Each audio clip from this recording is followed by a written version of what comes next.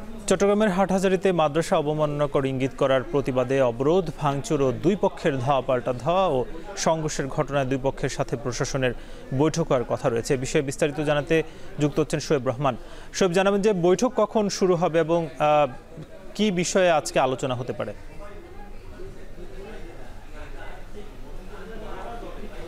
বৈঠকটি কিছুক্ষণের মধ্যে শুরু হবে। হাটহাজারী উপজেলা প্রশাসনের কার্যালয়ে যেটি রয়েছে সেই কার্যালয়ে এই বৈঠকটি হবে এবং ইতিমধ্যে আমরা দেখেছি উভয় পক্ষের যারা প্রতিনিধি রয়েছেন সেই প্রতিনিধিরা এই উপজেলা প্রশাসনের কার্যালয়ে এসেছেন এবং সেখানে কিছুক্ষণের মধ্যে এই বৈঠকটি শুরু হবে। বৈঠকের আগে দুই পক্ষই পাল্টাপাল্টি সংবাদ সম্মেলন করেছে এবং সংবাদ সম্মেলনে কিন্তু এক পক্ষ আরেক পক্ষকে দোষারোপ করেছে।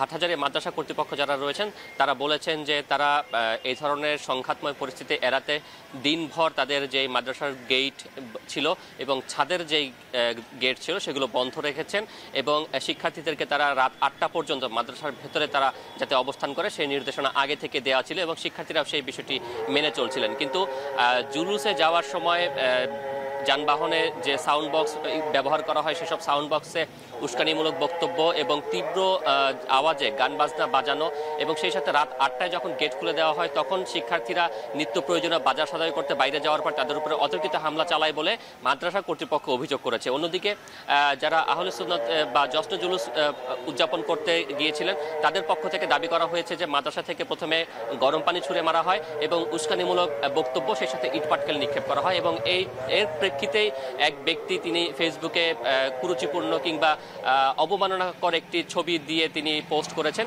যাকে পরবর্তীতে প্রশাসনের পক্ষ থেকে গ্রেফতারও করা হয়। কিন্তু তারপরেও আসলে এই সংঘর্ষটি থামানো যায়নি এবং এর জন্য তারা কিন্তু মাদ্রাসা কর্তৃপক্ষ এবং তাদের যে শিক্ষার্থীরা রয়েছেন তাদেরকে দায়ী করেছেন। এই যে পাল্টাপাল্টি যেই অভিযোগ সেই অভিযোগগুলোই আজকে দুই পক্ষ উপজেলা প্রশাসনের কাছে নিজেদের অভিযোগ আকারে তুলে ধরবেন এবং তারা প্রত্যেকে একে অপরকে দোষারোপ করে তাদের বিচার চাইছেন এবং সেই সর্বোচ্চ বিচারের পাশাপাশি এখানে যে সকল দোকানপাট ভাঙচুর করা হয়েছে সেই সকল দোকানপাটের ভাঙচুরের ক্ষতিপূরণ এবং যে সকল শিক্ষার্থী আহত হয়েছেন তাদের চিকিৎসার জন্য দায়ভার নেওয়ার জন্য প্রশাসনের প্রতি তারা দাবি জানাবেন এবং উভয় পক্ষই বলেছে যে যদি তাদের দাবি দাওয়াগুলো মেনে নেওয়া না হয় তাহলে সেই ক্ষেত্রে তারা কিন্তু আইনানুগ যে ব্যবস্থা অর্থাৎ মামলা করার যে প্রক্রিয়াটি রয়েছে সেই মামলা করার দিকে তারা এগোবেন এবং এখন পর্যন্ত কোনো পক্ষই কিন্তু আইনের যে ধারা রয়েছে অর্থাৎ আইনের যে প্রক্রিয়া রয়েছে সেই প্রক্রিয়াতে কিন্তু এখনো পর্যন্ত এগোয়নি।